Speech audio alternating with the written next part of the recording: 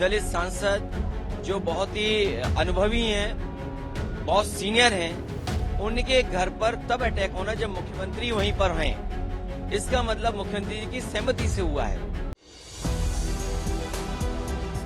सपा सांसद रामजी लाल सुमन के घर पर हमला, अखिलेश यादव ने कर दिया बड़ा ऐलान। इस वीडियो में हम इसी पर करेंगे बात। नमस्कार, 4 PM पर आप सभी का स्वागत है। एएनआई को सूबे के मुख्यमंत्री योगी आदित्यनाथ जी ने इंटरव्यू दिया, जिसमें उन्होंने जो बातें कही शायद आप उन बातों पर यकीन न कर पाएं।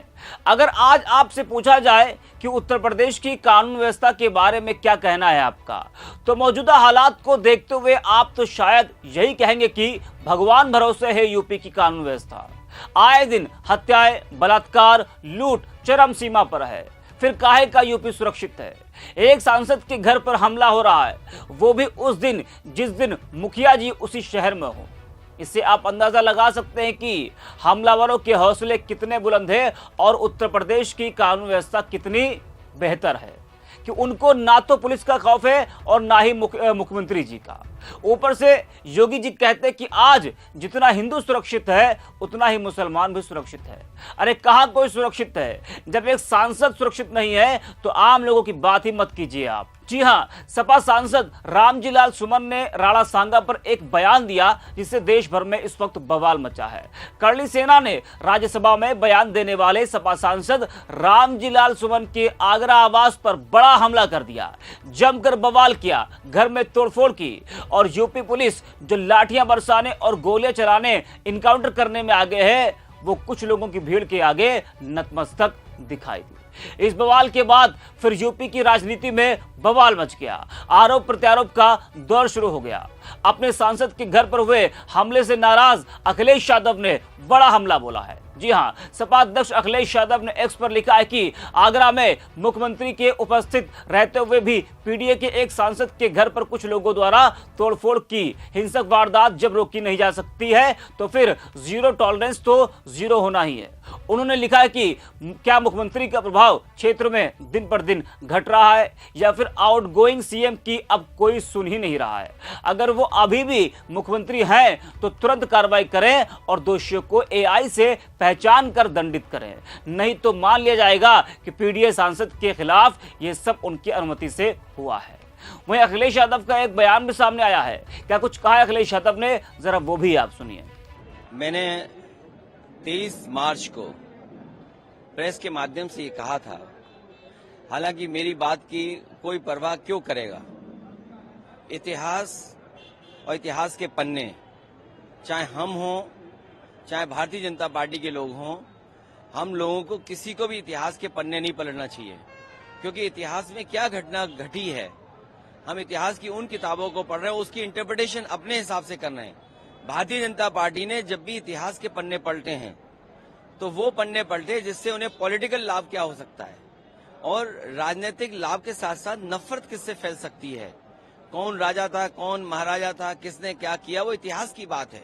आज हम आगे बढ़ने की बात करें और जो रामजी सुमन जी के साथ घटना हुई है निंदनीय है, दुखद है। एक दलित सांसद जो बहुत ही अनुभवी हैं, बहुत सीनियर हैं, उनके घर पर तब अटैक होना जब मुख्यमंत्री वहीं पर हैं। इसका मतलब मुख्यमंत्री जी की सहमति से हुआ है। ये जो जीरो टॉलरेंस की बात करने वालों का जीरो टॉलरेंस ही जीरो हो गया है। बिना उनकी सहमति के, बिना उनकी जानकारी के ये कैसे संभव है कि उसी जिले में वो हैं और सांसद पे के घर पर अटैक हो गया हो। तो सुना आपने, बिल्कुल दोषियों पर कार्रवाई होनी चाहिए। सीएए एनआरसी के हुड़दंगियों को वीडियो से पहचान कर उनकी फोटो से कार्रवाई की गई।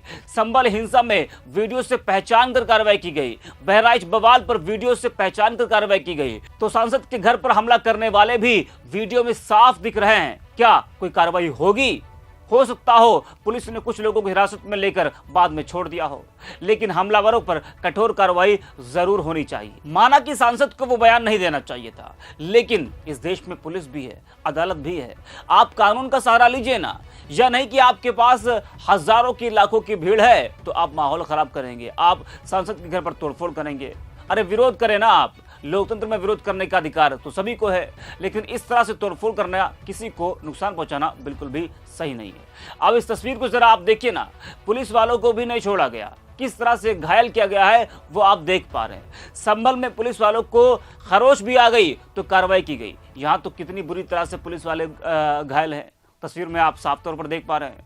पुलिस भी सुरक्षित नहीं है तो आम लोगों की बात ही मत कीजिए आप। अब बवाल हुआ क्यों, ये भी आपको जरा हम बताते हैं। आपको बता दें कि बीते दिनों समाजवादी पार्टी के सांसद रामजीलाल सुमन ने राज्यसभा में कहा था कि भारतीय मुसलमान बाबर को आदर्श नहीं मानते, वो पैगंबर मोहम्मद और सूफी परंपराओं का पालन करते हैं। मैं पूछना चाहता हूं कि बाबर को यहां कौन लाया है?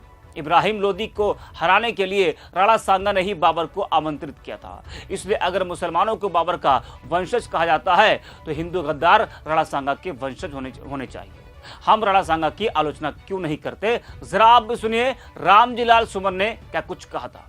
एक तो ये बीजेपी के लोगों का तकिया कराम हो गया है सभापति महोदय कि मुसलमान इनमें बाबर का डीएनए है। उप सभापति महोदय मैं जानना चाहूंगा कि बाबर का डीएनए मुसलमान में है। हिंदुस्तान का मुसलमान तो बाबर को अपना आदर्श मानता नहीं है, वो तो मोहम्मद साहब को अपना आदर्श मानता है, सूफी संतों की परंपरा को अपना आदर्श मानता है। लेकिन सभापति महोदय मैं जानना चाहूंगा कि बाबर को लाया कौन? बाबर को इब्राहिम लोदी को हराने के लिए राणा सांगा लाया था। तो मुसलमान तो बाबर की औलाद हैं और तुम गद्दार राणा सांगा की औलाद हो, ये हिंदुस्तान में तय हो जाना चाहिए। अगर बाबर की तो आलोचना करते हैं, राणा सांगा की आलोचना नहीं करते।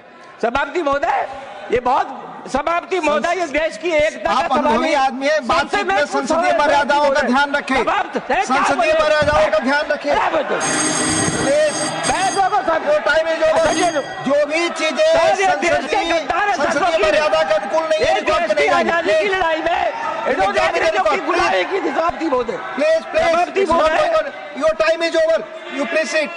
तो सुना आपने, सपा सांसद रामजीलाल सुमन के इसी बयान पर इस वक्त बवाल मचा हुआ है और उनके आगरा आवास पर करणी सेना के लोगों ने जमकर तोड़फोड़ की, जिस पर अखिलेश यादव आग बबूला हुए। इस वीडियो में इतना ही। आप देखते रहे 4PM।